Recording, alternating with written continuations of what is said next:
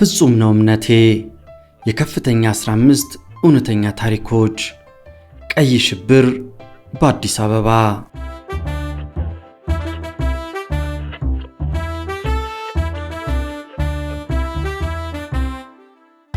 ውድ የኢትዮ ትዝታ ቤተሰቦች ለዛሬ ይዘንላችሁ የቀረብነው የደርግ መንግስት ቀይ ሽብር ይፋፋም ብሎ ሲያውጅና የኢህአፓ አባላትን እያሳደደ በእስርና በሞት ሲቀጣ ከታሰሩባቸው በአዲስ አበባ ከሚገኙ በርካታ እስር ቤቶች መካከል አንዱ የሆነው የከፍተኛ 15 እስር ቤት ነው። በጥቅምት ወር 1970 ዓ.ም መጀመሪያ ላይ እንደተከፈተ የሚነገርለት የከፍተኛ 15 እስር ቤት በቀበሌ 34 አስመራ መንገድ ዳር ላይ ባለው ባምቢስ ሱፐርማርኬት ጀርባ ይገኛል። ባምቢስ በከፍተኛ 15 ቀበሌ 34 የሚገኝ የአንድ ግሪካዊ የሸቀጣሸቀጥ መደብር ሲሆን ከአፄ ኃይለ ሥላሴ ዘመን ጀምሮ ያለ በገቢያቸው የደለቡ የሚገበያዩበት መደብር ነው። ከዚህ ጀርባ ደግሞ የዶክተር ተስፋዬ ገብረ እግዚእ ቤት ይገኛል። ይህ የግለሰብ መኖሪያ ቤት ለመኖሪያ ቤትነት የተሰራ ቢሆንም ነገር ግን ደርግ በወቅቱ በጅምር ላይ የሚገኘውን የዶክተር ተስፋዬ ገብረ እግዚእን ቤት ለእስር ቤትነት አውሎታል። ለዚህም ከፍተኛ 15 እስር ቤት ሲባል ይጠራ ነበር። ለዛሬም ይዘንላችሁ የቀረብነው ፍጹም ነው እምነቴ የከፍተኛ 15 እውነተኛ ታሪክ ቀይ ሽብር በሚል በነሲቡ ስብሃት ወይም አሉላ ከተጻፈው መጽሐፍ ላይ በዚህ እስር ቤት ያሳለፉትን ታሪክ የተናገሩበትን ነው። መጽሐፉ መስከረም ወር 2007 ዓ.ም ላይ ታትሟል። በርካታ የኢህአፓ ታሪኮችን የያዘ ቢሆንም ለዛሬ ግን እኛ ይዘንላችሁ የቀረብነው የከፍተኛ 15 እስር ቤት እውነተኛ ታሪኮችን ነው። እስከ ፕሮግራማችን ፍጻሜ ድረስ አብራችሁን ቆዩ።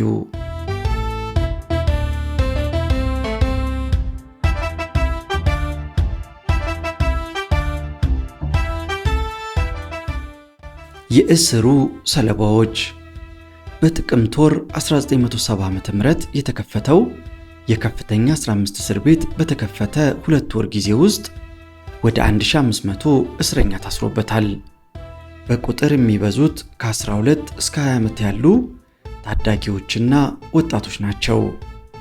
እስሩ የጅምላና የማሸበር በመሆኑ በየቀበሌው አብዮት ጥበቃዎችና የቀበሌ አመራር አካላት እይታ ውስጥ የገቡ ቀዳሚ ተሳዳጅ ሲሆኑ ማንኛውም በዚህ ዕድሜ ክልል እጃቸው የገባ ሁሉ ወደ ከፍተኛ 15 ተግዟል። የማሰሩ ተግባር ግን ከየመንገዱ፣ ከየመስሪያ ቤቱ፣ ሻይ ቤትና መጠጥ ቤት ሲሆን በምሽትና በሌሊት አሳሽ ኃይሉ ሊይዙ በሚፈልጉበት ቤት በመሄድና አስገድዶ በማስከፈት ተፈጽሟል። የሚፈለገው ሰው በሚኖርበት ቤት ከሌለ የእስሩ ዕጣ ለተፈላጊው እናት ወይም አባት ወይም ለሁለቱም ይሆናል። አንዳንድ የቤተሰብ አባላትም በሙሉ ለእስር ተዳርገዋል። አቶ ግርማቸው ፊሊክስ ባለቤታቸውን ጨምሮ 3 ወንድና ኢያሱ፣ ዳንኤል፣ ዳዊት፣ 2 ሴት አመሉና ቲቲ ጋር ከልጆቻቸው ጋር አብረው ታስረዋል። አቶ ፍቅሬ ከባለቤታቸው ወይዘሮ ሽታና ከልጆቻቸው ጋር የከፍተኛ 15ን መከራና ስቃይ ተጋርተዋል። ለአብነት የአቶ ናርዶስ ለማ ባለቤት እቴነሽ ጥሩ ሰውና ሌሎች ነፍሰ ጡር ሴቶች መታሰር ብቻ ሳይሆን ለሌላም ስቃይ ተጋልጠዋል።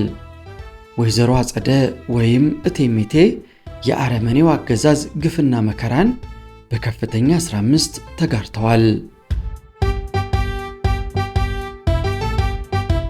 ኢህአፓን ለማጥፋት በታቀደው ዘመቻ መሰረት ማንም ይታሰር፣ ይገረፍ፣ ይሰቃይ፣ ይገደል፣ ሬሳውም ለጅብና ላሞራ ይወረወር ነበር።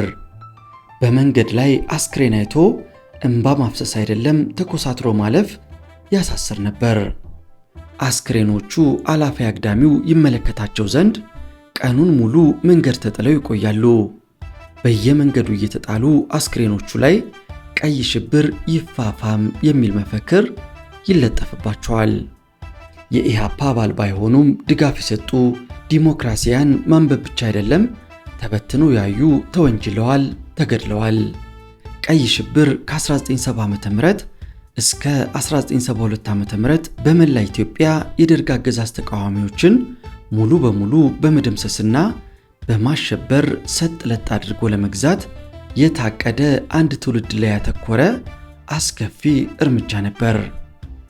ቀይ ሽብር በተለይ ወጣቶችን በጅምላ በማሰር በማሰቃየትና በመግደል ወላጅ ቤተሰቦችንና ሕፃናትን በማሸበርና የሥነ ልቦና ጥቃት ሰለባ በማድረግ በደርግ አገዛዝ ላይ በምንም መልኩ በተቃዋሚነት እንዳይሰለፉ የተቃጣ በትር ነበር። ቀይ ሽብር ከ12 ዓመት ሕፃናት ጀምሮ እስከ አዛውንት እናትና አባቶችን ሳይለይ ከማሰቃየት ጀምሮ እስከ መግደል ለቀይ ሽብር ኮሚቴ አባላትና ለአብዮት ጥበቃ ታጣቂ ቡድኖች መብት የሰጠ የፋሺስት ደርግ ፖሊሲ ነበር። ቀይ ሽብር ከፖለቲካው ባሻገር በቂም በቀል፣ በቅናት መንፈስ ንብረትን ለመዝረፍ፣ ሴቶች እህቶቻችንን ለመድፈር በመሳሰሉት የተጠቁ ወገኖችን ያካተተ የደርግ የግድያና የሽብር ዘመቻ ነበር። ነፃ እርምጃን ተከትሎ ተግባራዊ የሆነው ቀይ ሽብር ቅድሚያ ሩጫው በየከፍተኛ በተመደቡት የቀይ ሽብር ኮሚቴ አባላትና የአካባቢው አብዮት ጠባቂና የቀበሌ ተመራጮች እገዛ ማንም የተጠረጠረ ግለሰብ ወደ እስር ቤት ማጋዝ ነው። የከፍተኛ 15 ቢጫ ኩምቢ ቮልስዋገን ለዚህ ተግባር የተሰማራች ነበረች። የቀይ ሽብር ኮሚቴ አባላትና አብዮት ጥበቃዎች በዚች ቮልስዋገን ታጭቀው በተለያየ አካባቢ በመሰማራት እያፈሱ ወደ እስር ቤቱ ሲያግዙ ይውሉና ምሽት ላይም ከየቤቱ ከተኙበት በማስነሳት ተመሳሳይ እስር ያካሂዳሉ።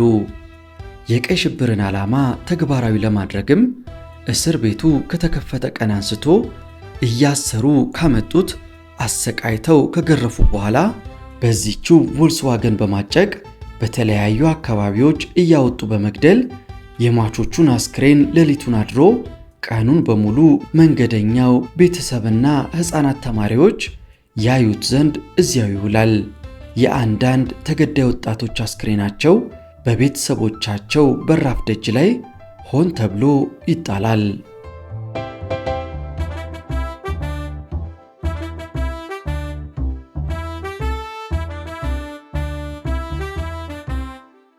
ፍጹም ነው እምነቴ።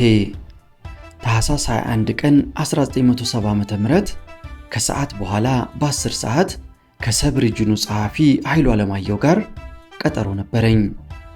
የቀጠሮዬ ቦታ ካሳንቺስ ቶታል አካባቢ ነው። ከቤቴ ወደ ቦታው ለመሄድ በቀበሌ 27 ጽሕፈት ቤት በኩል ማለፍ ቢቀለኝም በሌላ መንገድ ተጠቀምኩ። ታዲያስ አለኝና እጁን ሰጠኝ። ኃይሉ ፈገግ ባለ ገጽታ ጨበጥኩትና ደህና ነኝ አልኩት። ካሳንቺስ ቶታል ያለው ባለ 4 ፎቅ ሕንፃ ደረጃ ላይ ጀርባችንን ለግድግዳው ሰጥተን ሳናስበው ሁለታችንም ቁጭ አልን። ኃይሉ ሲያወራ እኔም ሳዳምጠው ፊት ለፊታችንና አካባቢውን እየቃኘን ነበር። እንደተለመደው ስለተሰሩ ስራዎች ከማውራት ይልቅ እየተካሄደ ስላለው እስር የሰማነውንና ያለውን መለዋወጥ ያዝን። ዳንኤል ኃይሌና ወንድሙ አብይ ኃይሌ ከአቶ ግርማቸው ልጆች ደግሞ ዳንኤልና ዳዊት አባትየውን ጨምሮ ተይዘዋል አሉ አለኝ። አዎ እስካሁን ሁሉንም ሌሊት ወደ 10 ሰዓት ገደማ እያንኳኩ ነው የያዟቸው። ሌሎች የተያዙ በተለይ በእኛ መዋቅር ውስጥ እስካሁን አልሰማሁም። ለማንኛውም በተቻለ የታሰሩትንና የሚያዙ ሌሎችም በፍጥነት ሪፖርት እንዲደረግ ለሁሉም መዋቅር ይተላለፍ። ቀስ ባለና በእርጋታ ይነግረኛል። እሱማ አስፈላጊ ነው ለጥንቃቄ ሲባል። እስካሁን ግን በመዋቅር ከታቀፉት የተያዘ ያለ አይመስለኝም። ሌላ ያለው መረጃ አንተን ሊይዙ እያሰቡ ነውና ቤት እንዳታድር። ምንም ፍራቻ በሌለው አንደበት አይ አላድርም፣ ያው የተዘጋጀልኝ ቦታ ሄዳለሁ። ማንኛውንም አይነት ማቴሪያል በማይገኝ ቦታ እንዲሆን አንተም ባያገኙም ቤቱን መበርበራቸው አይቀርምና ብሎኝ በማስከተል ገንዘብ ልስጥህ ያስፈልግህ እንደሆን አለኝ። ወደ ኋላ ኪሱ እጁን እየሰደደ ለጊዜው አለኝ አልኩት። ለ1 ሰዓት የሚሆን ጊዜ ተቀምጠን የሚፈለገውን አወራን፣ ሐሳብ ተለዋወጥን። በሁለታችንም ውስጥ ያልሆነ ባዕድ ስሜት ይተራመሳል። እናወራለን እንጂ ግር ብሎናል። በል ነገ በዚህን ሰዓት እዚህ ቦታ እንገናኝ ተባባልን። እኔ ቀድሜው በቀበሌ 27 ጽሕፈት ቤት ፊት ለፊት አመራው። በቀጣይነት እየተደረገ ስላለው የእስር ሁኔታ አባላት ጥንቃቄ ያደርጉ ዘንድ በድጋሚ ማሳሰብ አለብኝና አብረውኝ ላሉት ለማሳወቅ ወደ የቤታቸው ሄድኩ። በሁኔታዎች አስቸጋሪነት በጋራ የምናደርገውን መሰብሰብ አቁመናል። መልእክቶች በተናጠል ነው የሚተላለፉት። ድርጅታዊ ተግባሬን እንደተወጣው ማድረግ ስላለብኝ ማሰብ ያዝኩ። ቤት ማደር እንደሌለብኝ አውቃለሁ። የማድርበትን ቦታ ከወራት በፊት ስላለኝ ወደዚያ እንደምሄድ አውቃለሁ። እስካሁን በአካባቢያችን ለእስር የተዳረጉት ባለን መረጃ መሰረት ሌሊቱን በሚደረግ የቤት ለቤት ከበባ በመሆኑ ምሽቱን ቤቴ ደረስ ብዬ እህቶቼን ላያቸው ከምሽቱ 1 ሰዓት ገደማ ወደ ቤት ያመራው። ካሳንቺስ የሚገኘው ቤታችን መንገድ ዳር ሲሆን በፊት ለፊትም በጓሮም ያስገባል ያስወጣል። በጓሮ ወደ ቤቴ ካዘገምኩ የማልፋቸው የመንደር ቤቶች አሉ። ይህንኑ የጓሮ መንገድ መጠቀም ፈለግኩ። በቅድሚያ የማገኘው የአክስቴ ልጆችን የሸዋጌጥንና ማሚቱን ቤት ነው። ቀጥዬ ማለፍ ያለብኝ ደግሞ የሌላኛዋ አክስቴን እምወድሽን ቤት ይሆናል። ወደ ቤቴ በጓሮ በኩል በመሄድ ላይ ያለው የአክስቶች የቤት መስኮት ክፍት ሆኖ ድምፁም ይሰማኛል። በሩን አንኳኳሁና ደህና መሻችሁ ብዬ ገባው።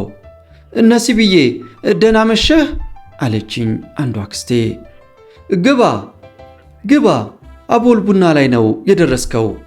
ሌላኛዋ አክስቴ ቡናው የተጣደበት ምድጃ ጎን ቁጭ ብላ ፊት ለፊቷ ከተዘረጋው ረከቦት የቡና ሲኒ እያጣጠበች፣ አልጋው አጠገብ ካለው አግዳሚ ወንበር ላይ ቡና ልትጠጣ የመጣችው እህቴ ሰናይት ጎን ተቀመጥኩ።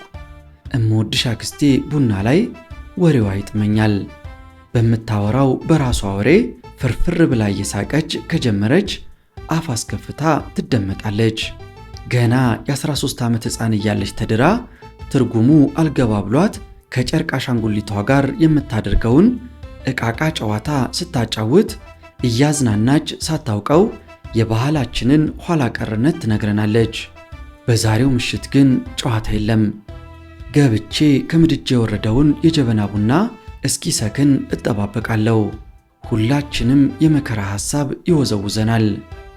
ዝምታ ሰፈነ። ከፍቱም ባለው የአክስቴ ቤት መስኮት ጎንበስ ብሎና አንገቱን ወደ ውስጥ አሹልኮ ደህና መሻችሁ የሚል ድምፅ ዝምታውን ሰበረ። ፊቴን ወደ መስኮቱ አዞርኩ። የተጫዋቿ አክስቴ ባለቤት የአብዮት ጠባቂው አክሊሉ ነው። ደህና መሸህ ጋሽ አክሊሉ፣ ደህና መሸህ፣ ግባ ቡና ጠጣ እየተቀባበሉ አሉት። አይን ለአይን ተያየን። አለህ ያለኝ መሰለኝ በምልክት። አይ ልግባ ደክሞኛል በማለት ወዲያው ሄደ። የአክስቴ ባለቤት አክሊሉ ይህ ነው የሚባል ገቢ የሌለው የ8 ልጆች አባት ነው። ከዝምድናም አልፎ የቤተሰባችን እኩያ ወንዶችም ሴቶችም አብረን ስላደግን እንደ ጓደኛም ነን። ከየካቲት 66 ሕዝባዊ አብዮት በፊት ከነበረበት ችግር አንጻር እናቴ ካሏት የግል ቤቶች 2 ክፍል ቤት ይዞ ቤት ኪራይም ሳይከፍል ነበር የሚኖረው። የየካቲት 66 አብዮት ተፋፍሞ የአፄውን አገዛዝ ንዶ መሬት ላራሹ ታውጆ የከተማ ቦታና ትርፍ ቤት ተወርሶ ባለቤቶቹ አድሃሪ ተብለው ሲወገዙ አክሊሉ አብዮቱ የመጣለት ዋና ተዋናይ ሆነ። በቤተሰባችን ላይ ቋጥሮት የነበረው የመንፈስ ቅናት ብቅ ማለት ጀመረ። ምንም ሥራ አልነበረውምና ቀበሌ ሲቋቋም ወዲያው የቀበሌው ጽሕፈት ቤት ጠባቂ ሆነ። ከዚያም አብዮት ጥበቃ ውስጥ ገባ። የአብዮት ጥበቃ ሆኖ መሳሪያ ሲሸከም አብዮቱ ከእጁ እንዳያፈተልክ ላይታች ሸብረብ አለ። በእኛ ቤትም እኔንና ወንድሜን ለማጥቃት ስራዬ ብሎ ተያያዘው። ከልጁ ከወንድዬ ጋር እንደ ጓደኛ ነን፣ እንዲሁም ከትልቁ ወንድሙ። አክስቴ ባለቤቱ እጅጉን ሰው ወዳድ ተጫዋች ናት። በሚያሳየው ሁኔታ ትረበሻለች። ወንድሜ ቀደም ብሎ አካባቢውን ስለለቀቀ ብዙም አያሳስባትም። እኔን ግን የባለቤቷን ሁኔታ ስለምታውቅ ሁል ጊዜ እናቴ ጋር ገጠር እንድሄድ እያለቀሰች ትለምነኛለች። እምቢተኝነቴን ማሸነፍ ስላልቻለች እህቴም ሆነች አክስቴ ሁሌም በስጋት እንዳሉ ይገባኛል።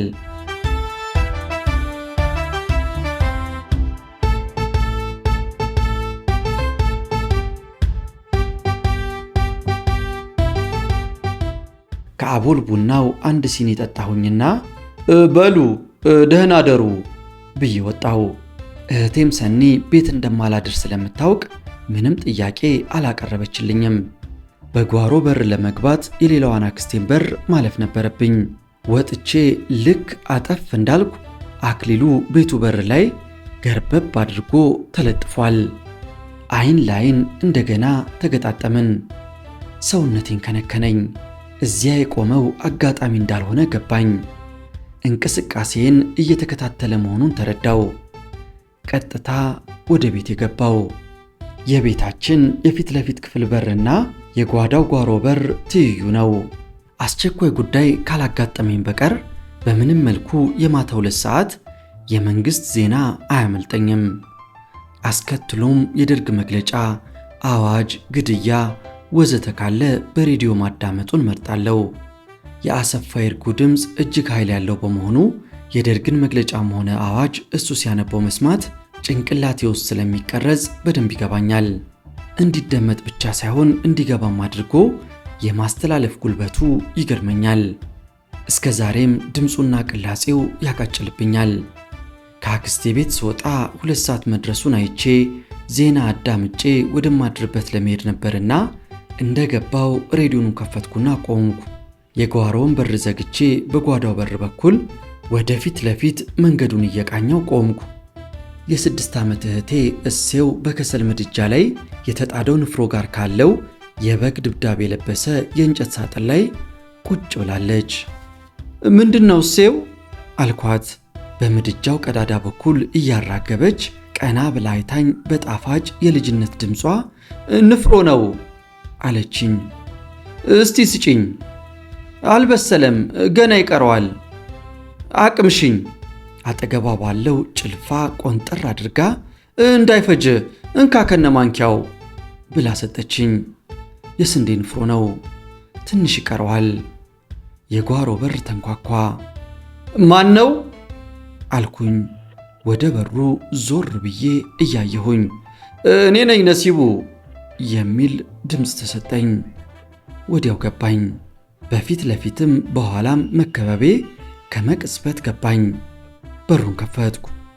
ጠየም ብሎ መካከለኛ ቁመት ያለው ሰሞኑን ወጣቶችን እያሳደደ የሚለቅመው መስፍን ቀኝ እጁን ደረቱ ኮት ውስጥ ለጥፎ ቆሟል። በሩን እንደከፈትኩ በፍጥነት ደረቱ ላይ የተለጠፈው እጁ ኮልት ሽጉጡን አወጣና ቅደም አለኝ። በጓሮ በኩል ወጣው። ሽጉጡን እንደያዘ ከጎኔ እየተከተለ ወደ መንገዱ ሲያወጣኝ በርካታ መሳሪያ የያዙ የአብዮት ጥበቃ አባላትና ሊቀመንበሩ አያሌው ተቀበሉኝ። አያሌው የሱፍ ታፋይ ላይ በእርግጫ መታኝና ቀጥል ብሎኝ አንድ እርምጃ እንደተራመድን የሰፈሩ ሰዎች ግልብጥ ብለው ወጥተው ጫጫታና ለቅሶ ያሰሙ ጀመር። አያሌው ቆም አለና ምን አባቱ ያስጮሃታል? ይዛሃትና የሚል ትዕዛዝ ሰጠ። ታላቅ እህቴን ሰኒን እንደታዘዘው ይዟት መጣና አብረን በእግር ይወስዱን ጀመር። በመሄድ ላይ ያለን ማንም የያዘኝ የለም። ገና የተደቀነ ሽጉጥ ይታየኛል። ሊመጣ የሚችለው አደጋና መከራ ታየኝ። የመጀመሪያ ተያያዥ መሆኔ ተሰማኝ። ሌሎች ወንድሞችና እህቶቼ እዚህ ተጣሉ እዚያ እየተባለ የሰማሁት የኔ ዕጣ እንደሆነ ገባኝ። መሞቱ አላስደነገጠኝም። ፍጹም ነው እምነቴ። የትግሉ ነው ሕይወቴ። ለሀገሬና ለሕዝቤ በፓርቲዬ ኢህአፓ መሪ አታጋይነት ደግሜ ደጋግሜ ቃል የገባሁት የእናቴን እቅፍ ሳልጠግብ ገና ትግሉን ስቀላቀል ነውና ማኅተቤን እንደማልበጥሰው የውስጥ መንፈሴ ነግሮኛል። ራሴን አሳምኛለሁ። የምሞተው በትግል ለትግሉ ነውና ገና ከጥንስሱ በትግል መሞት ሕይወት ብያለሁና ቀሪ ወንድምና እህቶቼ በወደቁበት ጓዶች ፋና ብለው በደሜ ኢህአፓን ለድል እንደሚያበቁ ጥርጣሬ የለኝም። ማን ይፈራዋል? ፋሽስትን ማን ይፈራዋል ነውና ልቤ ደነደነ። ፓርቲ ያስተማረኝ ጥንካሬ፣ ጽናት እላይ ላይ ሰፈረ። ለኢህአፓና ለቀሪ ጀግና ጓዶቼ ደሜ ጥንካሬ፣ አጥንቴ ግንብ ሆኗቸው ትግሉን አጠናክረው የድል ችቦ ተቀጣጥሎ ፋሽዝም ወድሞ መብትና ነፃነት ለሕዝባችን ሆኖ ሀገሬ ኢትዮጵያ ለሞተላት ሆና ድልን አገኘን በወደቁት ጓዶች ፋና ይዘመር ዘንድ የታጋይ ረፍቱ ሞቱ እንዳልነው ወደ እረፍት ለመጓዝ በገዳዮቼ እጅ ወደቁ። ወደምወሰድበት ቦታ መጓዙ ሊከተል የሚችለው መከራና ስቃይ ታየኝ። በመንገድ ላይ ያለው ለመሮጥ ወሰንኩ። ከቤቴ በስተቀኝ ቁልቁል ወርደን ልክ ሻንቆ ሱቅ ያለበት መስቀለኛ መንገድ ላይ ስንደርስ ወደ ቀኝ ሮጬ በሻንቆ ሱቅ ጀርባ ባለው ቀጭኑ መንገድ በመሮጥ ለማምለጥ ባልችል በሚደረገው ተኩስ ለመሞት የመጣልኝ አንዱ ሐሳብ ነው። ሌላው የታየኝ ሽጉጡን ይዞ ከጎኔ የሚከተለኝ ቀስ ብዬ ሳየው እኔን መከተሉን ዘንግቶታል። ሽጉጡን ከእጁ ልቀማት አሰበኝ። ሳስበው እህቴ ትዝ አለችኝ። ለሰው ልጅ በጭንቅ ጊዜ በየደቂቃው የሚለዋወጠውና የሚመጣው ሐሳብ በደህና ጊዜ ቢገኝ ስንት በተሰራ። እህቴ እንደ እናትም አባትም ሆና ያሳደገችኝ፣ ችግርና መከራ ለቤት ኃላፊነት የዳረጋት፣ ከእኔ በታች የሦስት ሕፃናት ኃላፊነት የተሸከመች የቤታችን ሕይወት ናት።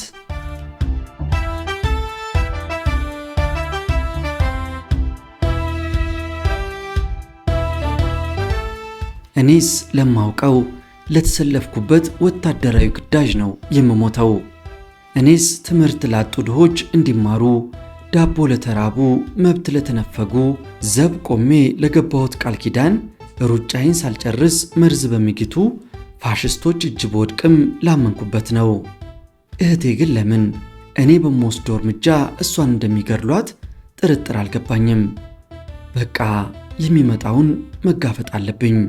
ኢህአፓ እኮ ሳንታሰር የእስርን አስከፊነት፣ ሳንገረፍ የግርፊያን ተልታይነት፣ ሳንሰቃይ የስቃይን እሳትነት ተረድተን ለድሃና ለተጨቆኑ መታገል ማለት ከባድ ጽናትን እንደሚጠይቅ የገነባን ከብረት በጠነከረ ዓላማ ነው።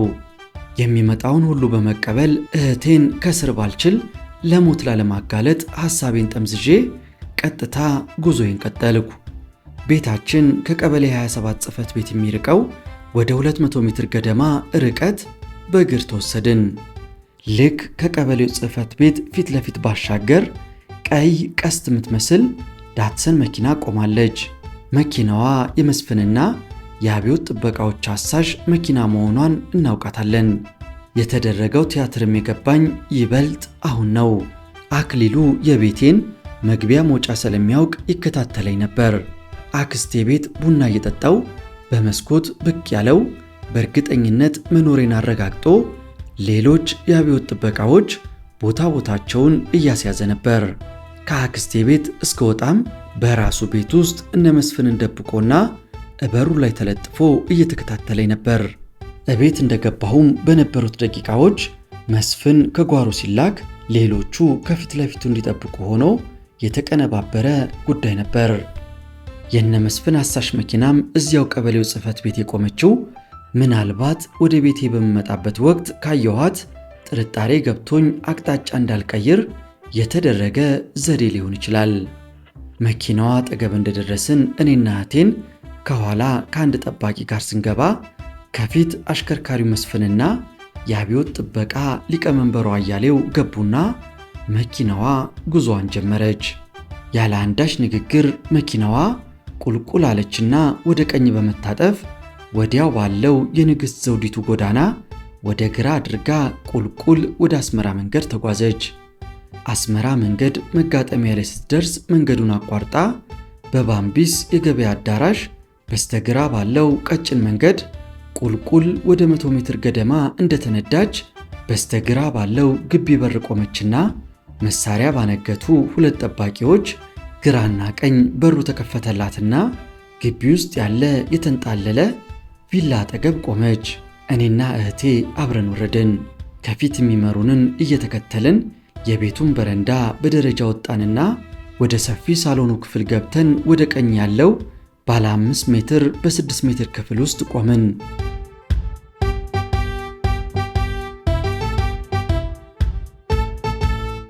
ወደ ከፍተኛ 15 እስር ቤት እየተወሰድኩ በሐሳቤ የተለያየ ጉዳይ ቢመላለስም ሳንሰማ የተያዘ የምናውቀው ሰው ይኖር ይሆን የሚል ጥርጣሬ ያቃጭልብኝ ነበር። ሌላው የአክሊሉ በቤተሰባችን ላይ ያለው ተራ ቅናትና ምቀኝነት የራሱ አስተዋጽኦ እንዳለው ጥርጣሬ አልነበረኝም። ሁሌም እንደሚዝት እናውቃለንና አክስቴ ባለቤቱም የባሏን ሁኔታና አካሄድ ስለተረዳች ሁል ጊዜ አካባቢውን እንድለቅ ትመክረኝ ነበር። ነሲብዬ ለምን እናትህ ጋር አድአ አትሄድም? እባክህ እሺ በለን እያለች ከእህቴ ጋር ብዙ ጊዜ ለምነውኝ ጋግርታምነቴን ሊበጥሱት ስላልቻሉ ሰልችቷቸው ነው የተውኝ። ሌላው ይበልጥ ለእይታ ለመጋለጥ ያበቃኝ ከመያዜ ከወራት በፊት የተካሄደው የቀበሌ 27 ህዝባዊ ስብሰባ ነው። ከፍተኛ 15 ምርመራ ክፍሉ ገና ሲገባ ልዩ ሽታው ይተነፍጋል። ራቆቷን በውስጥ ሱሪ ታስራ የምትደበደብ አየው። አውቃታለሁ። ጠላ በመሸጥ የምትተዳደረዋ አሰለፈች ናት። በስተግራ በጋቢ ተጠቅልሎ ያለ የሰው ቅርጽ ይታየኛል። ወለሉ በደም ተጨማልቋል። በክፍሉ ያለ አንድ ጠረጴዛና ወንበሩ ላይ አንድ የማላቀው ሰው ተቀምጧል። ከክፍሉ ባለው ሌላ በር አንድ ረዘም ያለ ጠይሞ ጠምሻ ቢጤ ወዲያውኑ ገባና መጣህ ብሎ በቆምኩበት ግራና ቀኝ ጉንጬ ላይ 2 እጁ አረፈ። ብዥ አለብኝ፣ ዞረብኝ። ብዙም አላስቸገረኝ። አውልቅ አለኝ። በመቀጠል ጫማዬን ፈታው፣ እስከ ካልሲው አወለኩ። ከውስጥ ሱሬ በቀር ሁሉንም አውልቄ ቆምኩላቸው። ሳላስበው እግሬን እንዴት እንደመታኝ ሳላውቀው ወለሉ ላይ ተዘረጋው። 2 እጄን ወደ ኋላ አሰረኝ። 2 እግሬ ጥፍር ተደርጎ ታሰረ። ከዚያ 2 እግሬና 2 እጄ በጀርባዬ በኩል ተያይዘው ታሰሩ። የምትናገረው ካለ አውራጣትህን ምልክት አሳየን አለኝ። ምን እንደምናገርና ለምን እንደተያዝኩ የተባልኩት ምንም ነገር የለም። እጮሃለሁ ካልክ ይህንን አፉ ውስጥ እንከተዋለን ብሎ በደም የተበከለ እንደ ኳስ የተድቦለቦለ ጨርቅ አሳየኝ። እንኳንስ አፉ ውስጥ ሊገባ ሲያዩትም ይተናነቃል። ለቆሙለት ዓላማ መፈተኛው ሰዓት ደረሰ። ፍጹም ነው እምነቴ፣ ለትግሉ ነው ሕይወቴ ዝማሬ በተግባር ለጥያቄ ቀረበ። በትግል መሞት ሕይወት ከፊቴ ቆመ። ዱላው ጀመረ። ጉማሬ የበሬ አኩርማጄ ውስጥ እግሬ ላይ ያርፍ ጀመረ። ያለ ማቋረጥ ዱላው ቀጠለ። ከማዕከላዊ የመጣው መርማሪ ቅላጼ ባለው ዝማሬ ዲሞ በርቺ፣ ዲሞን ምታ፣ ዲሞ በርቺ፣ ዲሞን ምታ እያለ ቅጥቀጣውን ቀጠለ። ጩጩ አለኝ። ያ የተጠቀለለ የሚከረፋ ጥቅል መጣብኝ። ብቻ ኧረ ምንም አላውቅ፣ ስለ እግዚአብሔር ምንም ውስጥ የለሁበትም የሚሉ አባባሎች በዝግታ አሰማለሁ። ግርፊያው እኔ ላይ ሲካሄድ እህቴን እንድታይ አቁመዋታል። ዱላው እየጦፈ የኔ ስቃይ እየበረታ መጣ። በየመሃሉ በዛብህን ለመግደል የተሰማራ አንተነ ተናገር የሚል ድምፅ ይሰማኛል። የሚወርድብኝ ዱላ ጥንካሬውና ፍጥነቱ እየከፋ መጣ። እህቴ ራሷን መቆጣጠር አቃታት። መጮህ ጀመረች። መራወጥ፣ መዝለል ጀመረች። የምርመራ ክፍሉንም በር በርግዳ ወጣች። ትጮኻለች፣ ትለፈልፋለች። ራሷን እንደሳተች ተረዳው። ወጥታም ሲሯሯጡ በሩ ሲበረገድ ሲዘጋ ሌሎችም ሲንጫጩ ይሰማኛል። የእኔ ግርፊያው ቢቀጥልም ሙሉ ሐሳቤን እሷ ስለወሰደችው ዱላውም አልተሰማኝም። ያዛት፣ ተከተላት፣ በዚህ በኩል የሚል ድምፅ ይሰማኛል። ጓጓታና የሩጫ ኮቴ ይሰማኛል። በግርግሩና በጩኸቱ መሃል 2 ጊዜ በማከታተል ተተኮሰና ከመቅጽበት እረጭ አለብኝ። የእህቴም ድምፅ የለም። እንደ ገደሏትም ገባኝ። እኔ ለቆምኩለት ዓላማ ፈልጌና አምኜበት እደበደባለሁ። አሳዳጊ እህቴ በማታውቀው ተጠቃች።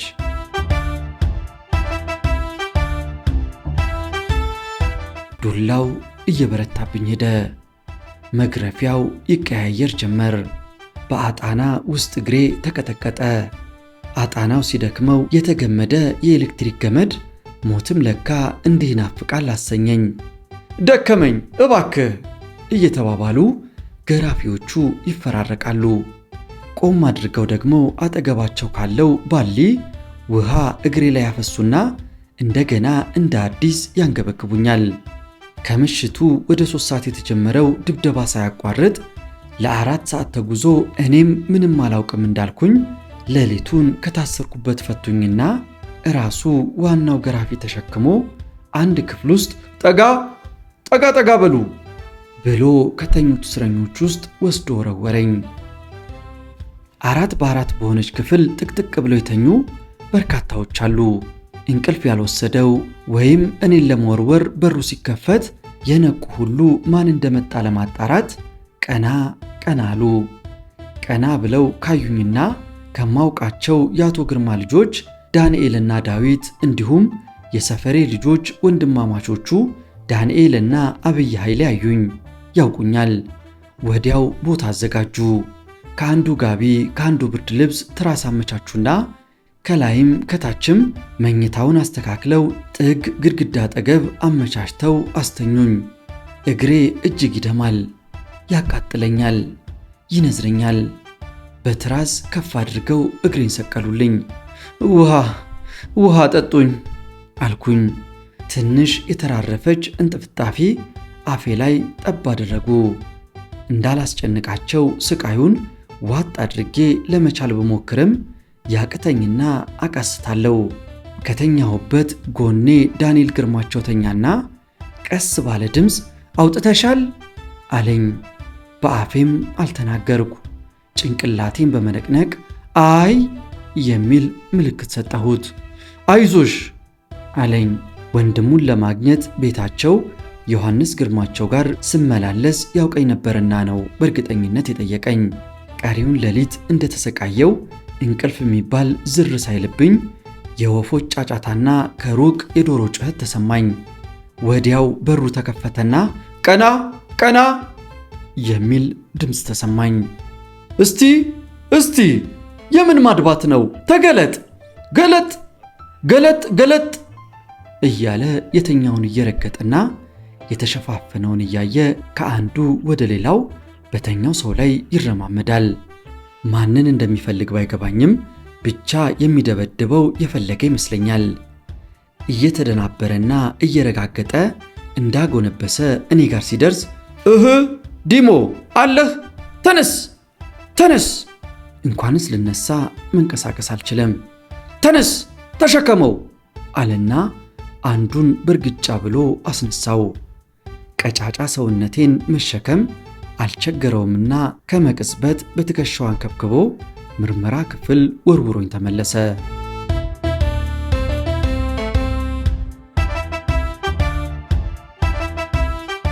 ማታ ስገባ በጋቢ ተጠቅልሎ ያየሁት ወጣት አሁንም በጋቢ ተጠቅልሎ ተኝቷል። መንቀሳቀስ የሚችል አይመስልም። ምርመራ ክፍል ቁጭ እንዳልኩ የተከናነበውን ጋቢውን ገለጥ አደረገና ጠቆር ያለውን መልኩን በነጫጭ ጥርሱ ፈገግታ ሰጠኝ። አይዞህ በርታ፣ እንዳትሸነፍላቸው አለኝና በዚያ ደም በደም ሆኖ ላዩ ላይ በተጣለ ጋቢ የተሸፈነውን አካሉን ገለጥ አድርጎ አሳየኝ። መላ ሰውነቱ የለም፣ በእሳት እንዳቃጠሉት ሁሉ ያስታውቃል። ጠንክር ምንም የሚያመልጥ የለም። የፈለገ ቢሆን ሞትህን ሊነፍጉህ አይችሉምና በርታ፣ አይዞህ አለኝ። በዛ አካል ላይ ጥንካሬና ተስፋ በተሞላበት ታላቅ ኩራት። ወዲያው የማታው አረመኔ ገራፊ በሩን በርግዶ ገባና በጀርባዬ ገለበጠኝ። እግሬ ከማታው ግርፊያ የተነሳ ቆስሎና ደምቶ ሊፈነዳዳ ኮብኩቧል።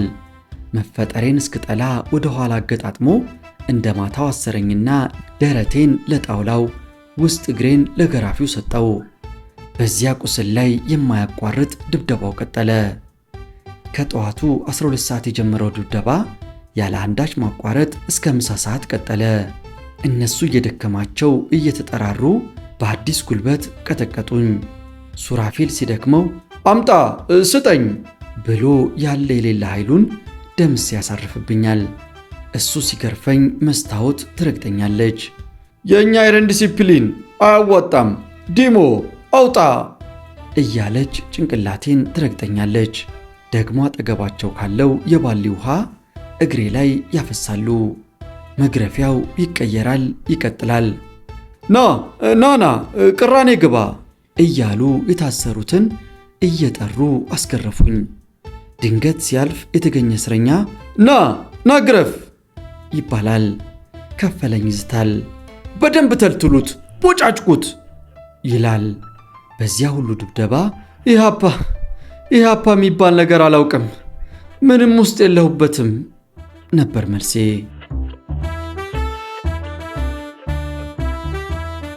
እኔ እንደሚገድሉኝ አውቃለሁ። አሁን ደግሞ ዱላው ራሱ ይገድለኛል።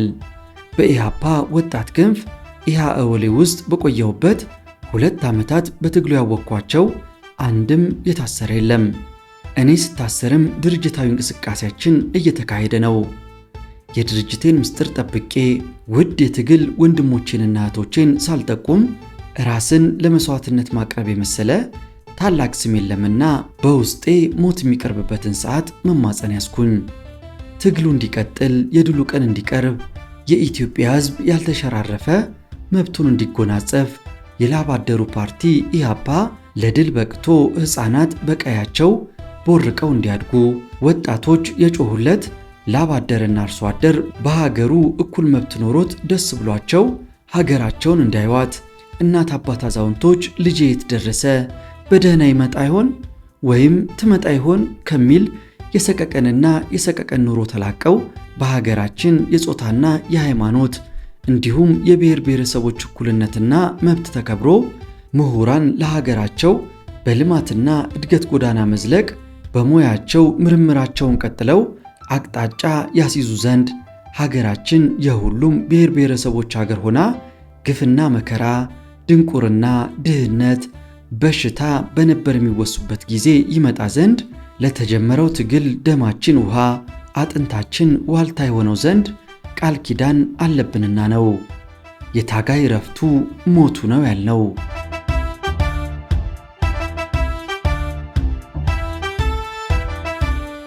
በቀጠለው የግማሽ ቀን ድብደባ ምንም ሊያገኙ አልቻሉም። በዚህ ድብደባ ዱላ ያላረፈበት የአካሌ ክፍል የለም። ራሴን እስክስት ዱላው አረፈብኝ። ሲደክማቸው ከእኔ ይልቅ እነሱ ተስፋ ቆረጡና መልሰው ወረወሩኝ። የገባሁበት ክፍል በግቢው ካሉት ሰርቪስ ቤቶች ቁጥር 9 ነበር። በክፍሉ ውስጥ በትንሹ 30 እስረኞች አሉ። ጢቆ፣ አበበ፣ እሸቱ፣ አሳይና ግርማ ክፍለ መስቀል በክፍሉ ውስጥ ካወቅኳቸው እስረኞች መካከል ናቸው። ከሁለተኛው ድብደባ በኋላ አንዱ አካላቴ አይነካም ነበር። ሁለመናዬ ቆስሏል፣ ይደማል። መቼም የእስረኛ መተጋገዝና መረዳዳት እንኳን ኢህአፓ ሆንኩ ያሰኛልና እነ ዳዊት ከተኛሁበት አንገቴን ቀና አድርገው ከመጣው ምርጥ ምግብ እየተመረጠ ለእኔ በማንኪያ ያጎርሱኛል። ዳዊት አባተና እናቱን ጨምሮ 2 እህቶቹና 4 ወንድሞቹ ታስረዋል። ጠዋት ጠዋት አባቱ አቶ ግርማቸው ባሉበት ክፍል ሄዶ አባዬ ነው የላከልህ እያለኝ 1 ብርጭቆ ወተት እተኛሁበት ያጠጣኛል። ከተበላ ከተጠጣ ደግሞ የተፈጥሮ ሕግ ነውና መጸዳዳት ግድ ይላል። እንዴት ተደርጎ ምን የቆሞ ብቻ ግድ ነውና ብዙውን ጊዜ አበበ እሸቱ እየጮህኩም ብብትና ብብቴን ያዝ ያደርግና ያነሳኛል። ሌላ ሰው ባሊ ያመጣልኝና ባሊው ላይ አበበ እሸቱ እንደያዘኝ የህመሜን ስሜት ዋጥ አድርጌ ለወራት ተጸዳድቻለሁ። መጸዳዳት ስፈልግ ክፍል ውስጥ ያሉት በሙሉ ይወጡና አበበ እየሸተተውም ይንከባከበኛል። አንዳንዴም ከክፍሉ ማንም እንዳይወጣ ይከለክልና ሁሉም እስረኛ ባለበት እጸዳዳለሁ። የሰው ልጅ መከራ! ይህ ይታመናል? ግና ለደርግ እስር ቤቶች፣ ለከፍተኛ 15 እስር ቤት ይህ በጣም ቀላሉ ማሰቃያ ነው።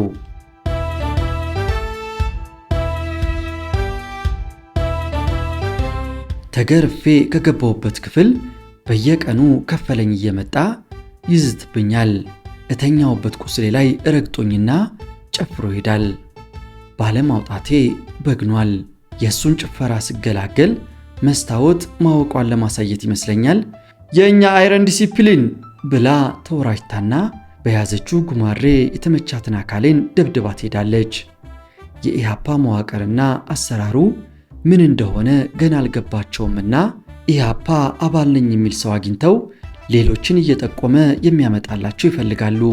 በወቅቱ እየገደሉ በመንገድ ላይ የሚጥሉትም ነኝ ብሎ ስለታመንላቸው ሳይሆን ደስ ያላቸውን እንደፈለጉት ቀጥቅጠውና አሰቃይተው እዚያው ምርመራ ክፍል በመተው ማታ እየወሰዱ ይረሽናሉ። ሌላውን ማሸበር አለባቸውና እኔ በገባው ሳምንት ሳይሞላ ምርመራ ክፍል ተደብድቦ ያየሁትን የ28 ቀበሌ ጌትሽንና የቡና ቤት ሰራተኛዋን አሰለፈችንና ዮሐንስ ስዩምን ከሌሎች እስረኞች ጋር ገድለው በየመንገዱ እንደጣሏቸው ተሰማ።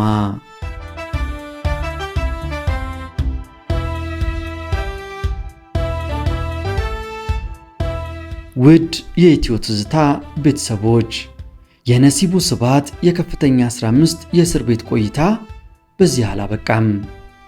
በቀጣይስ በእስር ቤቱ ምን ይፈጠር ይሆን?